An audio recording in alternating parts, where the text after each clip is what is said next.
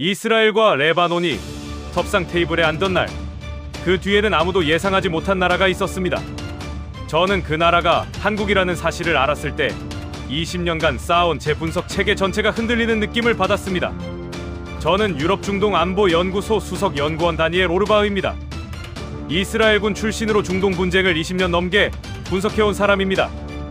이 지역에서 작동하는 힘의 구조, 외교 채널의 흐름, 협상 테이블 뒤에서 벌어지는 일들을 누구보다 잘 안다고 자부했습니다. 그래서 몇 주 전 연구소 회의실에서 동료가 한국을 분석 항목에 넣자고 했을 때 저는 단호하게 잘라 말했습니다. 한국은 이 분쟁의 변수가 아닙니다. 이스라엘과 레바논 사이에서 아시아 국가가 무슨 역할을 한다는 겁니까? 그런데 레바논 남부 현장에 직접 발을 디딘 순간부터 제가 철석같이 믿던 것들이 하나씩 무너지기 시작했습니다. 이스라엘 공습으로 폐허가 된 건물들 사이, 사망자 2,000명이 넘고 피난민이 120만 명을 돌파한 그 혼돈의 한복판에서 저는 생각지도 못한 것과 마주쳤습니다. 그리고 이스라엘 안보 내각이 갑작스럽게 레바논과의 휴전 논의를 시작하게 된 배경을 추적하던 중 저는 결코 가볍게 넘길 수 없는 한 가지 사실과 정면으로 충돌했습니다. 한국에는 제가 몰랐던 무언가가 있었습니다. 서방도, 이란도, 이스라엘도 갖지 못한 것이었습니다. 그것이 무엇인지는 지금부터 차근차근 말씀드리겠습니다. 안녕하세요. 저는 유럽 중동 안보 연구소 수석 연구원 다니엘 오르바흐입니다. 이스라엘과 레바논 사이의 긴장이 다시 한번 임계점을 향해 치닫던 그 주, 저희 연구소에는 긴박한 공기가 흘렀습니다. 미국과 이란이 극적인 휴전에 합의한 지 채 열흘도 지나지 않았는데 이스라엘은 레바논에 대한 공습을 멈추지 않고 있었습니다. 국제사회의 비판 목소리가 하루가 다르게 높아지고 있었고 저희 연구소에도 긴급 분석 보고서 작성 요청이 쏟아지고 있었습니다. 유럽의 여러 정부 기관과 안보 싱크탱크들이 이스라엘의 다음 행보를 예측해달라고 요청해왔고 저는 수석 연구원으로서 그 분석의 총책임을 맡고 있었습니다. 회의는 오전 10시에 시작됐습니다. 연구소의 주요 연구원 7명이 원형 테이블에 둘러앉아 각자가 맡은 분석 파트를 발표했습니다. 미국의 중재 역할, 이란의 헤즈볼라 지원 경로, 레바논 내부 정치 지형, 이스라엘 안보 내각의 강경파와 온건파 사이의 균열 가능성까지 저는 각 발표를 들으며 메모를 이어나갔습니다. 20년간 이 분야를 파온 사람으로서 발표를 듣는 것만으로도 어느 부분이 허술하고 어느 분석이 날카로운지 바로 보였습니다. 그런데 회의 막바지에 이르렀을 때 막내 연구원 야엘이 손을 들었습니다. 야엘은 입소한 지 1년이 채 되지 않은 신진 연구원이었는데 동아시아 지역 안보를 부전공으로 공부한 배경이 있었습니다. 야엘이 조심스럽게 말을 꺼냈습니다. 이번 분석 보고서에 한국의 역할을 하나의 항목으로 포함시키면 어떻겠냐는 제안이었습니다.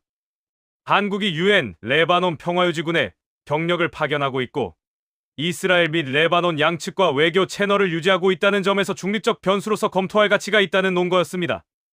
회의실 안에 잠깐의 침묵이 흘렀습니다. 저는 펜을 내려놓았습니다. 솔직히 말씀드리면 그 제안이 진지하게 받아들여질 가능성이 조금이라도 있다는 것 자체가 저를 불편하게 만들었습니다. 저는 테이블 위에 두 손을 모으고 천천히, 그러나 분명하게 말했습니다. 한국은 이 분쟁의 변수가 아니라고. 이스라엘과 레바논 사이에서 아시아 국가가 실질적인 영향력을 행사할 수 있는 구조적 근거가 없다고. 우리가 분석해야 할 것은 실제로 이 지역의 힘의 균형을 움직이는 요소들이며 한국을 항목에 넣는 것은 보고서의 신뢰도를 스스로 낮추는 일이라고. 야엘은 더 이상 말을 잇지 못했습니다. 다른 연구원들도 굳이 반박하지 않았습니다.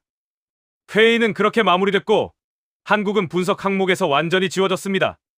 지금 돌이켜보면 그날 회의실에서 가장 큰 소리로 틀린 것은 저였습니다. 하지만 그때 저는 그것을 알지 못했습니다. 오히려 확신했습니다. 20년의 경력과 수백 편의 보고서가 만들어준 그 확신이 사실 제가 보지 못하고 있던 것들을 향한 눈을 완전히 닫아버리고 있었다는 것을. 레바논에 직접 가기 전까지는 단 한 번도 의심해본 적이 없었습니다. 이스라엘의 레바논 공습은 그 시점에도 멈추지 않고 있었습니다. 레바논 당국이 발표한 수치는 이미 충격적인 수준이었습니다. 공습으로 인한 사망자가 2,000명을 넘어섰고 삶의 터전을 잃고 이동을 강요당한 피난민은 120만 명을 돌파했습니다. 그 숫자들을 저는 보고서에 팩트로 기입하면서도 어딘가 거리를 두고 바라보고 있었습니다. 분석가로서의 직업적 거리감이라고 스스로를 납득시키면서. 하지만 사실은 달랐습니다. 저는 그 숫자들이 의미하는 현실로부터 너무 멀리 떨어진 회의실 안에 앉아 있었던 것입니다. 야엘이 제안했던 그 항목, 한국이라는 변수가 실제로 어떤 의미를 가지고 있는지를 확인하게 되는 것은 그로부터 며칠 후의 일이었습니다. 제가 직접 레바논 남부로 향하는 비행기에 오르면서부터 모든 것이 달라지기 시작했습니다. 레바논 베이루트 공항에 내리는 순간부터 공기가 달랐습니다. 유럽의 연구소 회의실에서 수치와 보고서로만 마주하던 것들이 이곳에서는 냄새와 소리와 먼지로 존재했습니다. 공항 청사 밖으로 나서자 멀리서 간헐적으로 들려오는 폭발음이 귓속을 파고들었습니다. 현지 코디네이터가 짧게 말했습니다. 남쪽입니다. 이스라엘 쪽입니다. 저는 말없이 차에 올랐습니다. 저의 이번 레바논 출장 목적은 두 가지였습니다. 하나는 이스라엘의 지속적인 공습이 레바논 현지에서 실제로 어떤 양상으로 전개되고 있는지를 직접 확인하는 것이었고, 다른 하나는 이스라엘 안보 내각이 레바논과의 휴전을 논의하기 시작한 배경에 어떤 압력과 변수가 작동하고 있는지를 현장에서 파악하는 것이었습니다. 저는 이스라엘 출신 분석가로서 이스라엘의 군사적 판단이 왜 합리적인지를 근거 있게 설명하는 보고서를 쓸 준비가 되어 있었습니다. 그것이 제가 레바논에 온 이유였습니다. 남부로 향하는 도로는 군데군데 끊겨 있었습니다. 이스라엘의 공습으로 파괴된 구간들을 우회하느라 차량은 좁은 비포장 도로를 느리게 이동했습니다. 창밖으로 펼쳐지는 풍경은 제가 보고서에서 읽던 수치들을 눈앞에 현실로 변환시켜주고 있었습니다. 사망자 2,000명, 피난민 120만 명이라는 숫자가 무너진 건물의 잔해와 텅 빈 마을의 모습으로 눈앞에 펼쳐졌습니다. 길가에는 급히 짐을 꾸려 이동하는 가족들의 모습이 드문드문 보였고, 아이들의 얼굴에는 어떤 표정도 없었습니다. 유엔 레바논 임시군 유니필의 완충지대 검문소에 도착한 것은 오후 늦은 시간이었습니다. 저는 사전에 취재 승인을 받아둔 상태였고, 유니필 공보 담당자가 차량을 안내해 주었습니다. 검문소를 통과하자 완충지대 내부로 진입했습니다. 이스라엘군이 통제하는 구역과 레바논 민간 지역 사이 그 경계선 위에 유니필 부대들이 포진해 있었습니다. 저는 차에서 내려 주변을 둘러보았습니다. 이탈리아 국기, 프랑스 국기, 스페인 국기가 달린 차량과 막사들이 보였습니다. 유럽 국가들의 파병 부대들이었습니다. 저는 익숙한 풍경이라고 생각하며 담당자와 함께 걷기 시작했습니다. 그런데 완충지대 안쪽으로 조금 더 들어갔을 때 예상하지 못한 소리가 들려왔습니다. 한국어였습니다. 처음에는 제가 잘못 들은 줄 알았습니다. 이 지역에서 한국어가 들릴 이유가 없었습니다. 그런데 소리가 나는 방향을 바라보니 완충지대 동쪽 구역에 정연하게 배치된 막사들이 보였고, 그 앞에서 한국군 장병들이 임무 브리핑을 받고 있었습니다. 태극기가 달린 차량이 그 옆에 세워져 있었습니다. 유니필 공보 담당자가 짧게 설명해 주었습니다. 한국군 부대입니다. 이 구역에서 상당 기간 임무를 수행해 왔습니다. 저는 그 자리에서 잠시 멈춰 섰습니다. 이스라엘과 레바논 사이의 완충지대, 공습으로 파괴된 건물들이 지평선에 가득한 그곳에 한국군이 있었습니다. 회의실에서 제가 단호하게 지워버렸던 그 이름이 이제 제 눈앞에 실제하고 있었습니다. 솔직히 말씀드리면 그 순간에도 저는 이것을 가볍게 처리하려 했습니다. 파병이라는 것은 여러 나라가 합니다. 유니필에는 수십 개국이 참여하고 있습니다. 한국군이 이곳에 있다는 사실이 곧 한국이 이 분쟁의 실질적 변수라는 의미는 아니라고 저는 스스로에게 말했습니다. 병력을 보내는 것과 실제로 영향력을 행사하는 것은 전혀 다른 차원의 문제라고. 그러나 그 생각이 얼마나 오래 버텼는지 아십니까? 한국군 부대 막사 앞에서 전지 레바논 연락관과 이야기를 나누는 한국군 장교를 본 순간까지였습니다. 연락관의 표정에는 신뢰가 있었습니다. 단순한 업무적 접촉이 아닌 시간이 쌓여 만들어지는 그 종류의 신뢰였습니다. 저는 그것을 읽는 순간 무언가 이상하다는 감각이 처음으로 고개를 들었습니다. 오래 봐왔던 중동 현장에서 연락관의 눈빛이 의미하는 것이 무엇인지 저는 누구보다 잘 알고 있었으니까요. 그날 밤 숙소로 돌아오는 내내 한국군 부대 앞에서 본 그 장면이 머릿속을 떠나지 않았습니다. 저는 노트를 꺼내 한 줄을 적었습니다. 한국, 현장 확인 필요. 그것이 제가 처음으로 한국이라는 단어를 분석 대상으로 노트에 적은 순간이었습니다. 연구소 회의실에서는 항목에서 지워버렸던 그 단어를 레바논 남부의 숙소에서 제 손으로 다시 써넣고 있었습니다. 무언가가 시작되고 있다는 것을 그때 저는 아직 완전히 인식하지 못하고 있었습니다. 하지만 그 직감은 틀리지 않았습니다. 다음 날 아침, 저는 유니필 관계자를 통해 한국군 부대 관련 내부 자료를 요청했습니다. 그리고 그 자료를 받아 읽기 시작하는 순간부터 제가 20년간 쌓아온 확신의 구조가 균열을 일으키기 시작했습니다. 자료는 생각보다 두꺼웠습니다. 유니필 관계자가 건네준 내부 활동 보고서는 수십 페이지에 달했고 한국군 부대의 임무 수행 내역이 연도별, 분기별로 정리되어 있었습니다. 저는 숙소 책상에 자료를 펼쳐놓고 첫 페이지부터 천천히 읽기 시작했습니다. 처음에는 그냥 파병 부대의 일반적인 활동 보고서려니 생각하며 훑어보는 정도였습니다. 그런데 두 번째 페이지를 넘기는 순간 저는 자신도 모르게 페이지를 다시 앞으로 돌렸습니다. 숫자를 다시 확인하기 위해서였습니다. 한국군 부대가 레바논 완충지대에서 수행한 지뢰 제거 작전 건수는 제가 예상한 수준을 완전히 벗어나 있었습니다. 유니필에 참여하는 수십 개국 파병 부대들 중에서 한국군 부대의 지뢰 제거 실적은 상위권에 위치해 있었고 성공률 수치는 더욱 인상적이었습니다. 지뢰는 단순한 군사적 위협이 아닙니다. 레바논 남부에서 지뢰는 민간인들의 일상적인 이동과 농업 활동을 가로막는 현실적인 공포입니다. 그것을 제거한다는 것은 현지 주민들의 삶과 직결되는 문제입니다. 한국군이 그 일을 수행해온 기간과 규모가 제가 무시하고 지나치기에는 너무 명확한 수치로 기록되어 있었습니다. 민간인 대피 지원 건수도 마찬가지였습니다. 이스라엘의 공습이 집중되는 시기마다 완충지대, 인근 주민들의 긴급 대피를 지원한 기록들이 날짜별로 빼곡히 적혀 있었습니다. 특히 눈에 띄는 것은 공습 강도가 가장 높았던 시기에도 한국군 부대가 완충지대에서 철수하지 않았다는 사실이었습니다. 일부 국가의 파병 부대들이 안전상의 이유로 후방으로 이동했던 바로 그 시기에 한국군은 현장을 지키고 있었습니다. 저는 그 부분을 읽으며 잠시 보고서에서 눈을 떼고 창밖을 바라봤습니다. 말로는 쉽게 설명되지 않는 무게감이 있었습니다. 의료 활동 항목은 또 다른 차원이었습니다. 한국군 부대가 운영하는 의료 시설이 현지 레바논 민간인들에게도 개방되어 있었고 누적 진료 인원 수치는 상당했습니다. 전쟁으로 의료 체계가 무너진 레바논 남부에서 한국군의 의료 지원은 단순한 인도주의적 활동을 넘어 현지 주민들과의 관계를 구축하는 실질적인 신뢰의 기반이 되고 있었습니다.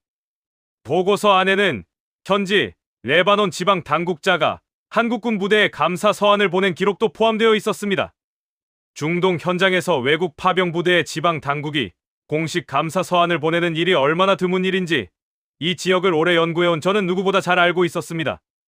인프라 복구 활동 기록도 있었습니다. 공습으로 파손된 도로와 교량 일부를 복구하는 공병 작전에 한국군이 참여한 내역이 기록되어 있었습니다. 유니필의 임무 범위 안에서 이루어진 활동이었지만 그 실행 빈도와 완성도는 단순히 임무 지침을 따르는 수준을 넘어서 있었습니다. 레바논 현지에서 파괴된 것을 복구하는 손길이 한국이라는 나라에서 온 군인들의 것이었다는 사실이 보고서의 건조한 문장들 사이에서 선명하게 읽혔습니다. 저는 보고서를 다 읽고 나서 한동안 자리에 앉아 있었습니다. 머릿속으로 숫자들을 다시 정리했습니다. 지뢰 제거, 민간인 대피 지원, 의료 활동, 인프라 복구. 이 네 가지 항목만으로도 한국군 부대는 레바논 완충지대에서 단순한 파병 인력이 아닌 현장의 실질적인 안정화에 기여하는 핵심 역할을 수행하고 있었습니다. 그리고 그 활동들이 쌓아올린 것이 단순한 군사적 존재감이 아니라 레바논 현지에서의 신뢰라는 사실을 저는 부정할 수 없었습니다. 연구소 회의실에서 제가 단호하게 말했던 것이 기억났습니다. 한국은 이 분쟁의 변수가 아니라고. 그런데 제 손에 들려있는 이 보고서의 숫자들은 다른 이야기를 하고 있었습니다. 변수가 아니라고 생각했던 나라가 실제로는 이미 오랜 시간 동안 이 분쟁의 현장 한복판에서 가장 조용하고 가장 실질적인 방식으로 자신의 역할을 수행하고 있었습니다. 그러나 저를 더 크게 흔든 것은 그 다음이었습니다. 보고서 마지막 부분에는 유니필 내 국가별 현지 주민 신뢰도 평가 항목이 있었는데 한국군 부대에 대한 현지 주민들의 신뢰도 수치가 유니필 참여국 중 최상위권에 기록되어 있었습니다. 이스라엘과 레바논 양측 모두와 접촉이 가능한 완충지대에서 현지 주민들로부터 가장 높은 신뢰를 얻은 파병 부대가 한국군이었다는 사실. 저는 그 대목에서 보고서를 덮었습니다. 단순한 파병이 아니었습니다. 한국은 이 땅에서 신뢰를 쌓고 있었습니다. 그것도 이스라엘이 공습을 멈추지 않고 레바논이 무너져 내리고 서방이 편향된 외교로 신뢰를 잃어가는 그 시간 동안 묵묵하게 저는 노트를 펼쳐 아까 적어둔 문장 옆에 새로운 메모를 추가했습니다. 신뢰, 양측 모두, 오랜 시간. 그리고 그 메모 옆에 물음표를 하나 크게 그렸습니다. 이 신뢰가 협상 테이블과 연결될 수 있는가? 그 물음이 제 머릿속에서 떠나지 않았습니다. 그리고 그 물음에 대한 답을 저는 이스라엘 정부 관계자와의 접촉을 통해 전혀 예상치 못한 방식으로 얻게 됩니다. 이스라엘 안보 내각이 레바논과의 휴전을 논의하기 위한 회의를 개최할 예정이라는 소식이 공식적으로 흘러나온 것은 제가 레바논 남부 현장 조사를 마치고 베이루트로 돌아온 날 저녁이었습니다. 저는 숙소 텔레비전 화면에 뜬 속보를 보면서 즉각적으로 직업적 본능이 작동하는 것을 느꼈습니다. 이 타이밍이 이상했습니다. 미국과 이란이 휴전에 합의한 것은 그보다 열흘 전의 일이었습니다. 그런데 이스라엘은 미국과 이란의 휴전 합의 이후에도 레바논에 대한 공습을 단 하루도 멈추지 않았습니다. 국제사회의 비판이 거세졌고 유럽의 주요 국가들이 이스라엘을 강하게 압박했지만 이스라엘 안보 내각은 꿈쩍도 하지 않았습니다. 강경파가 주도권을 쥐고 있었고 레바논의 헤즈볼라를 완전히 무력화하기 전에는 공습을 멈추지 않겠다는 기조가 확고했습니다. 저 역시 그 기조가 당분간 바뀌지 않을 것이라고 분석했고 보고서에도 그렇게 명시했습니다. 그런데 갑자기 휴전 논의를 위한 안보 내각 회의가 소집됐습니다. 무엇이 바뀐 것인지 저는 그 배경을 파악해야 했습니다. 단순한 국제사회의 압박만으로 이 정도의 방향 전환이 가능한 것인지 아니면 우리가 보지 못하고 있는 다른 무언가가 작동하고 있는 것인지 저는 베이루트에서 활동하는 이스라엘 측 외교 채널 관계자에게 연락을 취했습니다. 오랜 취재 관계로 신뢰를 쌓아온 인물이었습니다. 그는 만남을 수락했고 우리는 다음날 아침 베이루트 시내의 한 카페에서 만났습니다. 그 자리에서 제가 가장 먼저 꺼낸 질문은 단순했습니다. 무엇이 바뀌었느냐는 것이었습니다. 그는 커피잔을 내려놓으며 잠시 생각하는 듯한 표정을 지었습니다. 그리고 말했습니다. 서방의 압박이 아니라고. 그 압박은 이미 수주 전부터 있어왔고 이스라엘 안보 내각은 그것을 충분히 견딜 준비가 되어 있었다고. 그렇다면 무엇이냐고 제가 다시 물었을 때 그는 제가 예상하지 못한 방향으로 대답했습니다. 이번에는 다른 채널이 작동했다고. 서방도 아니고 아랍권도 아닌 제3의 채널이라고. 저는 그 순간 등줄기가 서늘해지는 느낌을 받았습니다. 중동 분쟁에서 제3의 채널이라는 표현은 아무렇게나 쓰이는 말이 아닙니다. 그것은 양측 모두와 신뢰 관계를 유지하면서 비공식적인 메시지를 전달할 수 있는 경로를 의미합니다. 이스라엘과 레바논 양측이 공식적으로는 적대 관계를 유지하면서도 협상의 가능성을 타진할 때 반드시 필요한 그 통로. 그것이 이번에 실제로 작동했다는 이야기였습니다. 저는 그 채널이 어느 나라인지 물었습니다. 그는 고개를 저으며 지금 단계에서는 말할 수 없다고 했습니다. 하지만 한 가지는 확인해줬습니다. 그 나라가 이 지역에서 오랜 시간 동안 실질적인 현장 활동을 통해 양측의 신뢰를 쌓아온 나라라는 것. 군사적으로 어느 편에도 서지 않으면서 현장에서는 가장 믿을 수 있는 존재로 자리매김한 나라라는 것. 저는 카페를 나오면서 노트를 펼쳤습니다. 아직 이름이 확인되지 않은 그 나라의 조건들을 하나씩 적어 내려갔습니다. 이스라엘과 외교 관계를 유지하면서도 레바논 측과도 채널이 열려있는 나라. 군사적 편향성이 없어 양측 모두에게 중립적으로 인식되는 나라. 레바논 현장에서 실질적인 활동을 통해 현지 신뢰를 축적한 나라. 그리고 그 신뢰를 협상의 언어로 전환할 수 있는 외교적 역량을 갖춘 나라. 조건들을 다 적고 나서 저는 잠시 멈췄습니다. 전날 밤 보고서를 읽으며 제가 노트에 적어뒀던 메모가 떠올랐습니다. 신뢰, 양측 모두, 오랜 시간.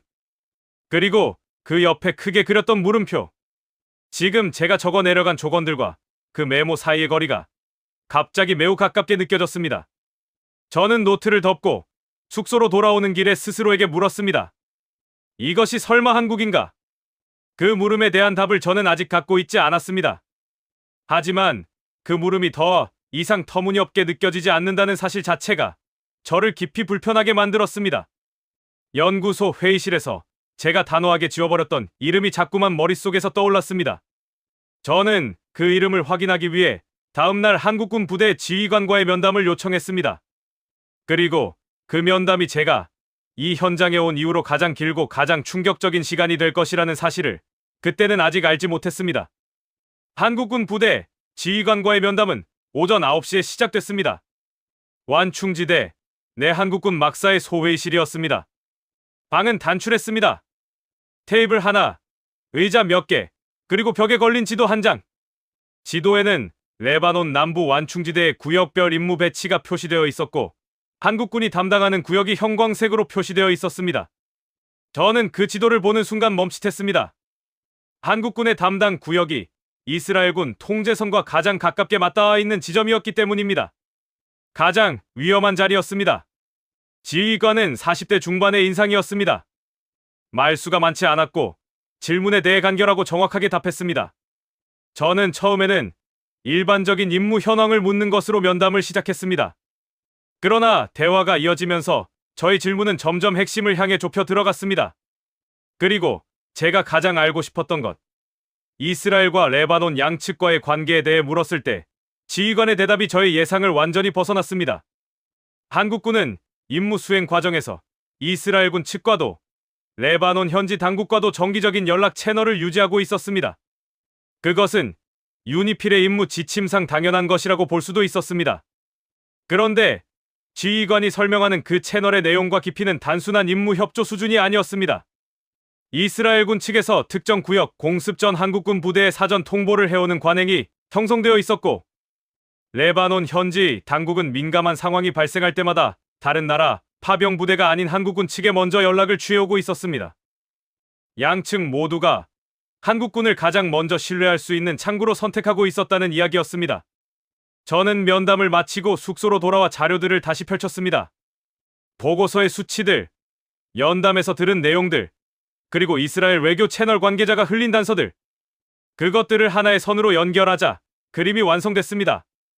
한국은 이 분쟁에서 서방도 아랍권도 갖지 못한 포지션을 확보하고 있었습니다. 서방 국가들, 특히 미국과 유럽의 주요 국가들은 이스라엘에 대한 역사적, 정치적 편향성으로 인해 레바논 측의 온전한 신뢰를 얻지 못하고 있었습니다. 레바논 입장에서 서방은 이스라엘의 공습을 비판하면서도 결정적인 순간에는 이스라엘의 편에 서는 나라들이었습니다. 반면 이란과 가까운 국가들은 레바논 내 헤즈볼라와의 연결고리로 인해 이스라엘과의 채널 자체가 봉쇄되어 있었습니다. 이스라엘 입장에서 이란 연계 국가들은 협상 상대가 아니라 적대 세력의 일부였습니다. 그 사이에 한국이 있었습니다. 한국은 이스라엘과 수교 관계를 유지하면서도 이스라엘의 군사 행동을 무조건 지지하는 편향된 입장을 취하지 않았습니다. 레바논에 대해서는 유니필 파병을 통해 수년간 현장에서 실질적인 인도주의 활동을 펼치며 현지의 신뢰를 축적해왔습니다. 어느 쪽의 군사 동맹에도 속하지 않으면서 양쪽 모두와 실질적인 신뢰 관계를 유지하는 유일한 나라. 그것이 한국이 이 분쟁에서 갖는 구조적 포지션이었습니다. 이스라엘 안보 내각이 레바논과의 휴전 논의를 시작하게 된 배경에 서방의 압박이 아닌 제3의 채널이 작동했다는 이야기. 그 채널의 조건들과 한국의 포지션이 정확히 일치한다는 사실. 저는 이제 그 채널이 어느 나라인지에 대한 확신에 가까운 추론을 갖게 됐습니다. 동시에 연구소 회의실에서 제가 내뱉었던 말이 다시 한번 머릿속에서 크게 울렸습니다. 한국은 이 분쟁의 변수가 아닙니다. 아시아 국가가 중동 분쟁에서 무슨 영향력을 행사한다는 겁니까? 저는 그 말을 떠올리며 한동안 자리에 앉아 있었습니다. 분석가로서의 자존심이 저항하고 있었습니다. 인정하고 싶지 않은 부분이 있었습니다. 그러나 제 눈앞에 있는 수치들과 사실들은 감정과 자존심의 문제가 아니었습니다. 팩트는 팩트였습니다. 한국은 이 분쟁의 변수였습니다. 그것도 제가 20년간 분석해온 그 어떤 변수보다 조용하고 그 어떤 변수보다 실질적인 방식으로 서방이 편향된 외교로 신뢰를 잃어가는 동안, 이란이 헤즈볼라를 통해 레바논 전선에 개입하는 동안, 이스라엘이 공습을 이어가며 국제사회의 비판을 받는 동안 한국은 그 모든 소음 속에서 아무 말 없이 현장을 지키고 있었습니다. 지뢰를 제거하고 민간인을 대피시키고 무너진 도로를 복구하고 아픈 사람들을 치료하면서 그 묵묵한 시간들이 쌓여서 양측 모두가 신뢰하는 채널이 됐고 그 채널이 이제 협상의 언어로 작동하기 시작한 것이었습니다. 저는 노트에 적어뒀던 물음표를 지웠습니다. 그리고 그 자리에 한 단어를 또렷하게 써넣었습니다. 한국. 더 이상 물음표가 필요하지 않았습니다. 비장의 무기는 화려하지 않았습니다. 폭발적이지도 않았습니다. 그것은 오랜 시간 동안 현장에서 쌓아온 신뢰였고 아무도 주목하지 않았던 그 신뢰가 이스라엘과 레바논 사이의 협상 테이블을 움직이는 힘이 되어 있었습니다. 저는 그제야 야엘이 연구소 회의실에서 제안했던 그 항목의 의미를 온전히 이해했습니다. 그리고 제가 그것을 얼마나 무심하게 지워버렸는지도. 면담을 마치고 막사 밖으로 나서던 그 순간의 장면이 지금도 선명합니다. 레바논 남부의 오후 햇살이 완충지대 위로 내리쬐고 있었고 한국군 장병들이 차량을 점검하며 다음 임무를 준비하고 있었습니다. 저는 그 광경을 바라보다가 유니필 공보 담당자에게 한 가지를 더 요청했습니다. 한국군 부대의 실제 임무 현장을 직접 동행 취재할 수 있겠느냐고. 담당자는 잠시 확인 후 허가를 받아줬습니다. 그렇게 저는 예정에 없던 하루를 한국군 부대와 함께 보내게 됐습니다. 첫 번째로 동행한 것은 지뢰 제거 작전이었습니다. 완충지대 남쪽 경계 인근의 농경지였습니다. 이스라엘과의 교전이 잦았던 지역으로 지뢰와 불발탄이 다수 매설되어 있는 것으로 확인된 곳이었습니다. 한국군 공병 대원들은 철저한 안전 절차에 따라 구역을 나누고 체계적으로 탐색 작업을 진행했습니다. 저는 안전거리 밖에서 그 과정을 지켜봤습니다. 작업의 속도가 인상적이었습니다. 정해진 구역을 빠짐없이 그러나 정확하게 처리해나가는 방식이 오랜 훈련과 실전 경험이 축적된 팀의 움직임이었습니다. 작전이 완료된 후 현장 책임자가 저에게 설명해줬습니다. 이 농경지의 주인은 인근 마을의 레바논 농민 가족이라고. 지뢰가 제거되면 이 가족이 2년 만에 다시 이 땅에서 농사를 지을 수 있게 된다고. 저는 아무 말도 하지 않았습니다. 오후에는 의료시설을 방문했습니다. 한국군이 운영하는 의료 지원 시설은 생각보다 규모가 컸습니다. 군 의료진이 현지 레바논 민간인 환자들을 진료하고 있었고 대기하는 주민들의 줄이 시설 밖까지 이어져 있었습니다. 이스라엘의 공습으로 레바논 남부의 의료 인프라 상당 부분이 기능을 상실한 상황에서 이 시설은 인근 주민들에게 사실상 유일한 의료 접근 창구가 되어 있었습니다. 한국군 의료진은 언어 장벽을 알아봐 통역 요원을 통해 해결하면서 진료를 이어가고 있었습니다. 저는 대기 중인 한 노인에게 통역을 통해 물어봤습니다. 이곳에 얼마나 자주 오냐고. 노인은 매달 온다고 했습니다. 처음에는 반신반의했는데 이제는 가장 믿을 수 있는 곳이라고 했습니다. 저는 그 말을 받아 적으면서 생각했습니다. 이스라엘과 레바논이 서로를 향해 무기를 겨누는 이 분쟁의 한복판에서 레바논 민간인 노인이 매달 찾아와 가장 믿을 수 있는 곳이라고 말하는 장소가 한국군이 운영하는 의료시설이라는 사실. 이것이 신뢰의 축적이라는 것이 어떤 방식으로 이루어지는지를 보여주는 장면이었습니다. 거창한 외교 선언이 아니라 매달 찾아오는 노인의 반복된 경험이 만들어내는 신뢰. 그것이 한국이 이 땅에서 쌓아온 것이었습니다.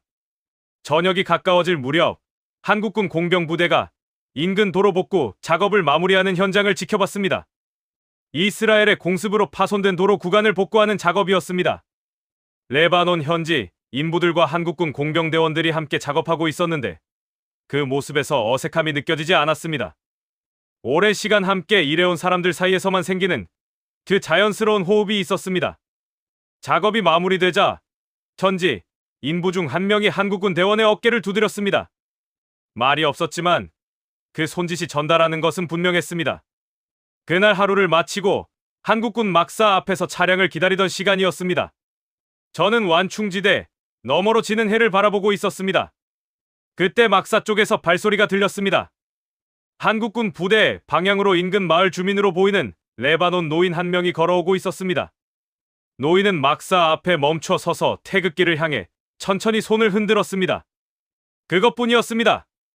아무 말도 없이 그냥 손을 흔들었습니다. 그리고 발걸음을 돌려 마을 쪽으로 걸어갔습니다. 저는 그 장면을 보며 아무 말도 할 수 없었습니다. 분석가로서의 언어가 작동하지 않았습니다. 이스라엘의 공습으로 2,000명이 넘는 사람이 목숨을 잃고 120만 명이 피난길에 오른 이 땅에서 레바논 노인이 태극기를 향해 손을 흔드는 그 장면.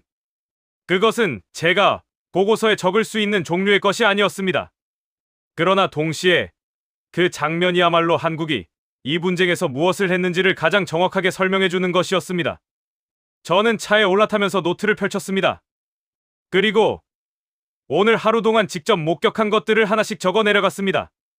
지뢰가 제거된 농경지, 매달 찾아오는 노인의 말, 현지 인부의 어깨를 두드리는 손짓, 그리고 태극기를 향해 흔들리는 손. 팩트와 수치가 아닌 것들이었지만 저는 그것들을 지워지지 않도록 꼼꼼히 적었습니다. 왜냐하면 이것들이 수치가 설명하지 못하는 부분을 채워주고 있었기 때문입니다. 한국이 이 땅에서 쌓아온 신뢰가 단순한 임무 수행의 결과물이 아니라 사람과 사람 사이에서 시간을 들여 만들어진 것이라는 사실을 숙소로 돌아오는 차 안에서 저는 생각했습니다. 이것을 보고서에 어떻게 담을 것인가? 수치로 표현할 수 있는 것들은 이미 충분히 확인했습니다. 그런데 오늘 제가 목격한 것들, 저 노인의 손짓 같은 것들은 수치로 환산되지 않습니다. 그러나 그것이야말로 이스라엘 안보 내각을 협상 테이블로 이끈 힘의 본질이 무엇인지를 설명해 줍니다. 신뢰는 선언으로 만들어지지 않습니다. 저 노인이 매달 찾아오는 의료 시설처럼, 지뢰가 제거된 땅을 다시 밟게 된 농민 가족처럼 오랜 시간에 반복된 경험이 쌓여서 만들어지는 것입니다. 한국은 그것을 알고 있었고 그것을 실천하고 있었습니다. 서방이 외교 선언을 쏟아내는 동안 한국은 현장에서 신뢰를 한 겹씩 쌓아 올리고 있었습니다. 연구소로 돌아가면 해야 할 일이 분명해졌습니다. 그러나 그것이 쉬운 일이 아니라는 것도 알고 있었습니다. 제가 써야 할 보고서는 제 이름 아래 20년간 쌓아온 분석 체계와 정면으로 충돌하는 내용을 담게 될 것이었으니까요.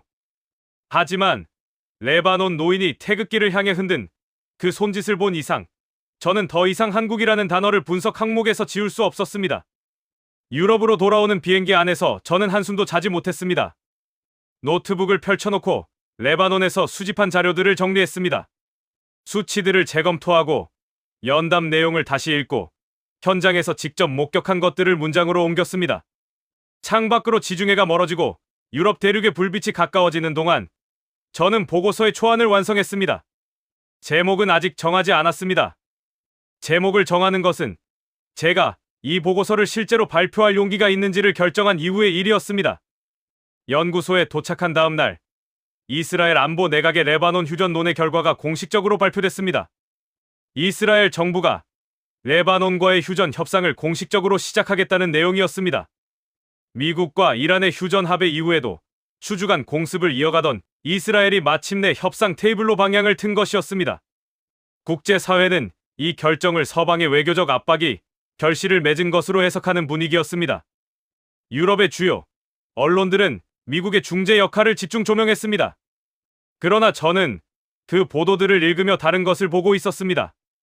이스라엘이 협상 테이블로 향하게 된 그 결정의 배경에 있는 것이 서방의 공개적인 압박만이 아니라는 것을 저는 이미 알고 있었습니다.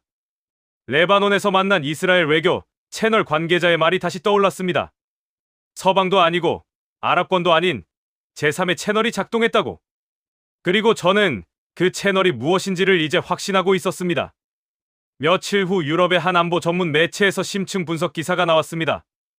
이스라엘 레바논 휴전 논의의 배경을 다룬 기사였는데 그 안에 짧지만 의미심장한 대목이 있었습니다.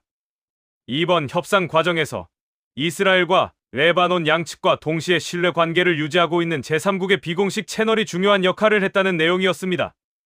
기사는 구체적인 국가 이름을 명시하지 않았습니다. 그러나 그 채널의 특성을 묘사하는 문장들은 제가 레바논에서 수집한 자료들과 정확하게 겹쳐졌습니다. 저는 그 기사를 출력해서 보고서 초안 옆에 나란히 놓았습니다. 바로 그날 오후 연구소에 긴급 회의가 소집됐습니다. 이스라엘 레바논 휴전 협상 개시에 대한 연구소 차원의 공식 분석 입장을 정리하기 위한 회의였습니다. 저는 회의실 문을 열고 들어서면서 잠시 멈췄습니다. 몇 주 전 제가 야엘의 제안을 단호하게 잘라냈던 바로 그 회의실이었습니다. 같은 테이블, 같은 의자들. 회의가 시작되자 각 연구원들이 이번 휴전 협상 개시의 배경을 분석한 내용을 발표했습니다. 미국의 압박, 이스라엘 내부 온건파의 입지 강화, 레바논 인도주의적 위기에 대한 국제사회의 시선 변화. 그런데 발표들이 이어지는 중에 야엘이 다시 한번 손을 들었습니다. 야엘은 조심스럽지만 이번에는 좀 더 단단한 목소리로 말했습니다. 이번 협상 배경을 분석할 때 한국의 역할을 누락하면 분석에 공백이 생긴다고. 유니필 내 한국군 부대의 현장 활동과 양측과의 신뢰 관계가 이번 협상 채널과 연결될 가능성이 있다고.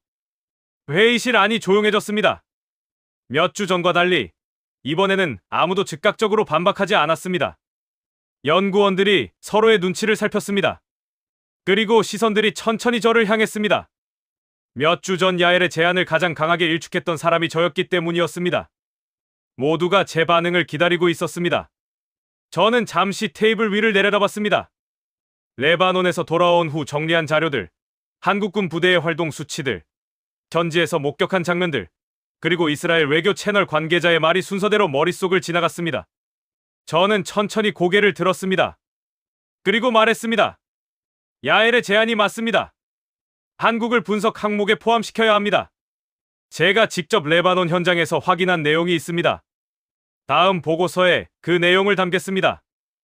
회의실 안에 다시 한번 침묵이 흘렀습니다. 그러나 이번 침묵의 질감은 몇 주 전과 달랐습니다. 야엘이 작게 고개를 끄덕였습니다. 다른 연구원들도 하나씩 동의하는 표정을 지었습니다. 회의는 그렇게 마무리됐고 한국은 분석 항목에 공식적으로 포함됐습니다. 몇 주 전 제가 지워버렸던 그 이름이 이번에는 제 손으로 다시 써넣어졌습니다. 회의가 끝나고 연구원들이 회의실을 빠져나갔습니다. 야엘이 마지막으로 나가려다 문 앞에서 잠깐 멈추더니 저를 돌아봤습니다. 뭔가를 말하려다 그냥 조용히 나갔습니다. 말이 필요하지 않았습니다. 저는 빈 회의실에 혼자 앉아 창밖을 바라봤습니다. 유럽의 흐린 하늘 아래 레바논 남부의 완충지대가 겹쳐 보이는 것 같았습니다. 이스라엘과 레바논 사이 그 경계선 위에서 묵묵히 자리를 지키던 한국군의 막사와 태극기가, 그리고 그 깃발을 향해 손을 흔들던 레바논 노인의 모습이, 이스라엘 안보 내각이 레바논과의 협상 테이블로 향하게 된 그 결정 뒤에 세계가 주목하지 않은 이름 하나가 있었습니다. 화려한 외교 수사도, 군사적 위협도 아닌 오랜 시간 현장에서 쌓아온 신뢰로 만들어낸 채널. 그 채널의 이름이 한국이라는 사실을 저는 이제 공식 보고서에 담을 준비가 되어 있었습니다. 그리고 그 보고서가 어떤 파장을 일으킬지와 무관하게 저는 제가 직접 목격한 것들을 기록해야 한다는 것을 알고 있었습니다. 분석가의 책임이 그것이었으니까요. 보고서 제목을 정하는데 사흘이 걸렸습니다. 내용을 쓰는 것보다 제목을 정하는 것이 더 오래 걸렸습니다. 제목이 곧 제 입장의 선언이었기 때문입니다. 저는 수십 개의 제목 후보를 노트에 썼다가 지웠습니다. 중립적으로 포장하고 싶은 유혹이 있었습니다. 한국의 역할을 하나의 참고 변수 정도로 언급하는 수준에서 마무리하고 싶은 마음이 있었습니다. 그렇게 하면 연구소 내부에서의 저의 권위도 지킬 수 있었고 20년간 제가 써온 보고서들과의 충돌도 최소화할 수 있었습니다. 그러나 레바논에서 돌아온 이후 제 머릿속을 떠나지 않는 장면이 있었습니다. 태극기를 향해 손을 흔들던 레바논 노인. 매달 찾아오는 의료, 시설이 가장 믿을 수 있는 곳이라고 말하던 그 목소리. 지뢰가 제거된 농경지로 돌아갈 수 있게 된 농민 가족. 이스라엘군의 공습이 이어지는 동안에도 완충지대를 떠나지 않았던 한국군 장병들. 저는 그 장면들을 중립적인 언어로 포장하는 것이 분석가로서의 정직함에 어긋난다는 것을 알고 있었습니다. 사흘째 되는 밤, 저는 노트북 앞에 앉아 제목을 입력했습니다. 중동 평화 프로세스의 과소평가된 변수, 한국의 역할 재평가. 입력하고 나서 한동안 그 문장을 바라봤습니다. 되돌릴 수 없는 무언가를 쓴 것 같은 느낌이었습니다. 그러나 동시에 오랫동안 미뤄왔던 것을 마침내 제자리에 놓은 것 같은 감각도 있었습니다. 저는 저장 버튼을 눌렀습니다. 보고서는 총 62페이지였습니다. 전반부에는 이스라엘 레바논 분쟁의 현재 구도와 이스라엘 안보 내각의 휴전론의 배경을 분석했습니다. 미국과 이란의 휴전 합의 이후에도 이스라엘의 공습이 지속된 이유, 그리고 갑작스러운 협상 방향 전환의 구조적 배경을 설명했습니다. 사망자 2,000명, 피난민 120만 명이라는 레바논의 인도주의적 위기 수치를 상세히 제시하고 그 위기 속에서 국제사회의 역할 분담이 어떻게 이루어지고 있는지를 분석했습니다. 중반부에서 저는 한국을 본격적으로 다뤘습니다. 유니필 내 한국군 부대의 활동 수치들을 상세히 제시했습니다.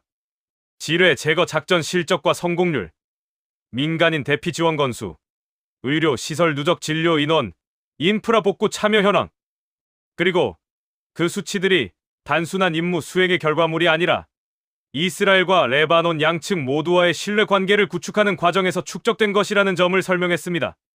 서방 국가들이 편향된 외교로 레바논의 신뢰를 잃어가는 동안 이란 연계 국가들이 이스라엘과의 채널이 봉쇄된 동안 한국이 어떻게 양측 모두와 실질적인 신뢰 관계를 유지할 수 있었는지를 구조적으로 분석했습니다. 후반부에는 이스라엘 안보 내각의 휴전 논의 개시 배경에 한국의 중재 채널이 작동했다는 추론을 근거와 함께 제시했습니다. 이스라엘 외교 채널 관계자의 발언, 유니필 내부 자료, 현장 면담 내용, 그리고 유럽 안보 전문 매체의 분석 기사를 교차 검증 자료로 활용했습니다. 어느 하나의 자료만으로는 확정적 결론을 내리기 어렵지만 이 자료들이 가리키는 방향은 하나로 수렴된다는 점을 명확히 했습니다. 그리고 보고서 말미에 저는 한 단락을 추가했습니다. 저는 레바논에 가기 전까지 한국을 이 분쟁의 지도 위에 올려놓지 않았습니다. 그것은 제 실수였습니다. 20년간 중동 분쟁을 분석해온 사람으로서 저는 힘의 구조를 군사력과 외교적 영향력의 크기로만 측정하는 습관에 갇혀 있었습니다. 그 습관이 제 눈앞에 있던 변수를 보지 못하게 했습니다. 가장 조용하고 가장 오래된 방식으로 신뢰를 쌓아온 나라를. 저는 이 보고서가 그 실수에 대한 정직한 수정이 되기를 바랍니다. 보고서는 연구소 내부 검토를 거쳐 유럽과 중동의 주요 안보기관 및 싱크탱크에 배포됐습니다. 처음 며칠간은 조용했습니다. 그러나 일주일이 지나면서 반응이 오기 시작했습니다. 브뤼셀의 한 안보 연구소에서 보고서 내용을 자신들의 분석에 인용했다는 연락이 왔습니다. 중동 지역을 담당하는 유럽 외교관 몇몇이 보고서에 대한 의견을 구해왔습니다. 그리고 예상하지 못했던 곳에서도 반응이 왔습니다. 이스라엘 출신 안보 분석가가 한국의 중동 역할을 공식 보고서에서 핵심 변수로 다뤘다는 사실 자체가 업계에서 주목받기 시작한 것이었습니다. 연구소 내부에서도 분위기가 달라졌습니다. 야엘은 보고서 배포 다음 날 제자리로 찾아왔습니다. 그리고 짧게 말했습니다. 감사합니다. 저는 야엘에게 오히려 제가 감사해야 한다고 했습니다. 야엘이 처음 그 제안을 꺼내지 않았다면 저는 레바논에 가서도 한국이라는 변수를 제대로 보지 못했을 것이라고. 편견은 눈앞의 것을 보이지 않게 만든다는 것을 저는 이번에 직접 경험으로 배웠습니다. 지금 이 이야기를 정리하면서 저는 다시 한번 레바논 완충지대를 떠올립니다. 이스라엘군이 공습으로 파괴된 건물들 사이를 지나가는 그 풍경, 그 한가운데에 태극기가 달린 한국군 차량이 있었습니다. 세계가 이스라엘과 레바논의 충돌에 집중하는 동안 한국은 그 충돌에 가장 가까운 자리에서 가장 오래된 방식으로 자신의 역할을 수행하고 있었습니다. 무기도, 선언도, 화려한 외교 수사도 아닌 신뢰라는 이름의 비장의 무기로. 저는 이제 알고 있습니다. 중동의 지도에서 한국이라는 이름을 지우는 것이 얼마나 큰 실수인지를, 그리고 그 이름이 왜 지워져서는 안 되는지를. 이스라엘과 레바논 사이 그 누구도 쉽게 설 수 없는 자리에 한국이 있었습니다. 그것은 우연이 아니었습니다. 오랜 시간 묵묵히 현장에서 쌓아올린 결과였습니다.